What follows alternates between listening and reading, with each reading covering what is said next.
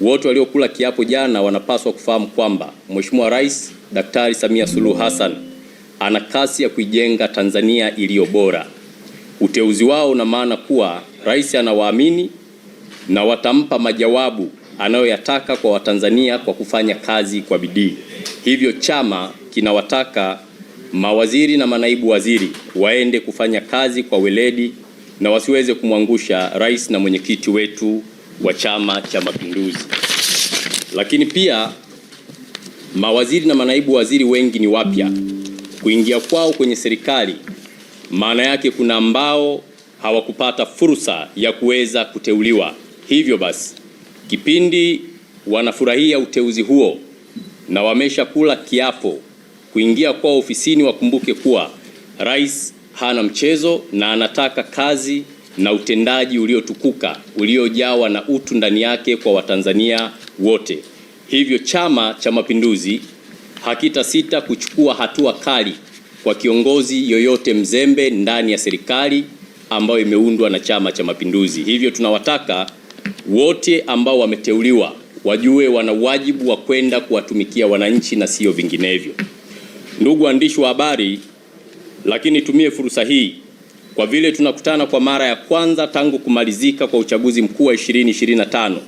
Nitumie fursa hii kuwashukuru sana Watanzania, wana CCM na wale wa vyama vingine, wapenzi na mashabiki waliojitokeza kwa wingi kupiga kura Oktoba 29, 2025.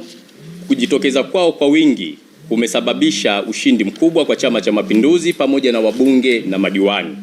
Hivyo tunawashukuru wana CCM na Watanzania wote kwa kuweza kuchagua Chama cha Mapinduzi katika kipindi hiki cha pili cha awamu ya 6. Ndugu waandishi wa habari, Rais wetu Dr. Samia Suluhu Hassan alipokuwa anazindua bunge la 13 Novemba 14, 2025 alihutubia bunge na kuainisha mambo mengi ya msingi.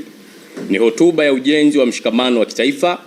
Unaweza kuita hivyo kwa sababu Rais Dr. Samia Suluhu Hassan alisema kazi aliyonayo pamoja na wabunge ni kujenga umoja wa kitaifa ili sote kwa pamoja tuweze kujenga nchi yetu, tuitunze na kuweza kulinda taifa letu na tuzidi kunyanyua hadhi ya nchi yetu kwa kuweza kufanya kazi kubwa ya maendeleo kwa wananchi.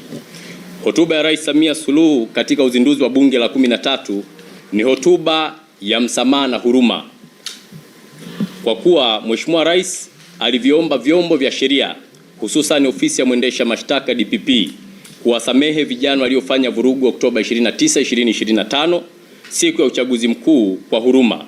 Mheshimiwa Rais Samia Suluhu Hassan anaamini kuwa miongoni mwa vijana waliofanya hivyo walifanya kwa kufuata mkumbo. Hivyo kama mama, kama mlezi wa taifa na kiongozi mkuu wa nchi, ameweza kuwa na moyo wa huruma kwa kuweza kuruhusu hilo lifanyike. Ilikuwa ni hotuba ya mzazi na mlezi wa taifa kwa watoto wake.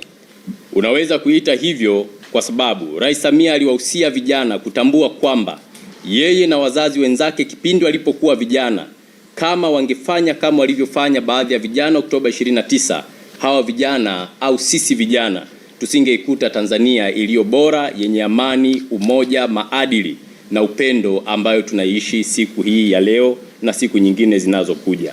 Hivyo Mheshimiwa Rais alisisitiza kuheshimiana, kuvumiliana na kuhakikisha tunalinda taifa letu. Lakini hotuba ile ni hotuba ya mustakabali mwema wa nchi yetu. Mheshimiwa Rais ameahidi kuunda tume ya kuchunguza chanzo cha madhila yote ya ghasia za Oktoba 29.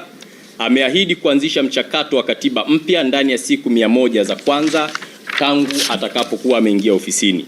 Ilikuwa ni hotuba ya maendeleo na matokeo ya kasi kubwa ambayo itakwenda kutekelezwa kuanzia ngazi ya mitaa, vijiji, vitongoji, wilaya pamoja na mikoa na taifa kwa ujumla. Hivyo ndani ya siku 11 tangu alipokula kiapo, ajira 12,000 zilikuwa zimeshakwisha tangazwa. Ajira 7,000 ni za walimu na 5,000 ni kwa ajili ya wahudumu wa afya.